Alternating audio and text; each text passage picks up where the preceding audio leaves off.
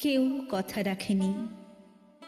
৩৩ বছর কাটল, কেউ কথা রাখেনি। ছেলেবেলায় এক বষ্টমী তার আগমনী গান হঠাৎ থামিয়ে বলেছিল, শুক্লা দ্বাদশীর দিন অন্তরাটুকু শুনিয়ে যাবে। তারপর কত চন্দ্রভূক অমাবস্যা এসে চলে গেল, কিন্তু সেই বষ্টমী আর এলো না। ২৫ বছর প্রতীক্ষায় আছি। মামাবাড়ির মাঝি নাদের আলী বলেছিল, বড় হও দাদা ঠাকুর, তোমাকে আমি ৩ প্রহরের বিল দেখাতে নিয়ে যাব। সেখানে পদ্মফুলের মাথায় সাপ আর ভ্রমর খেলা করে। নাদের আলী, আমি আর কত বড় হব? আমার মাথা এই ঘরের ছাদ ফুঁড়ে আকাশ স্পর্শ করলে তারপর তুমি আমায় ৩ প্রহরের বিল দেখাবে?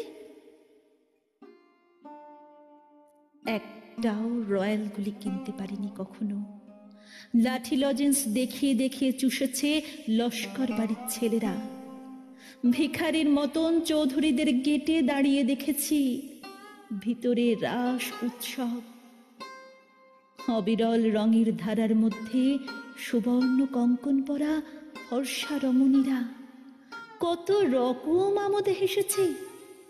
আমার দিকে তারা ফিরেও চায়নি।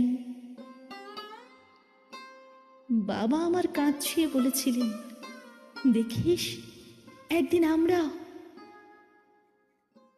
বাবা এখন অন্ধ, আমাদের দেখা হয়নি কিছুই। সেই রয়্যালগুলি, সেই লাঠি লজেন্স, সেই রাস উৎসব আমায় কেউ ফিরিয়ে দেবে না।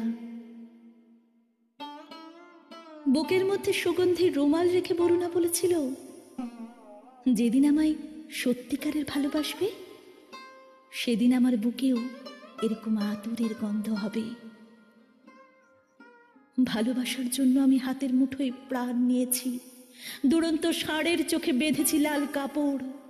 বিশ্ব সংসার তন্ন তন্ন করে খুঁজে এনেছি ১০৮টা নীল পদ্ম। তবু কথা রাখেনি বরুণা। এখন তার বুকে শুধুই মাংসের গন্ধ। এখনো সে যে কোনো নারী। কেউ কথা রাখেনি। ৩৩ বছর কাটল, কেউ কথা রাখে না। কেউ কথা রাখে না।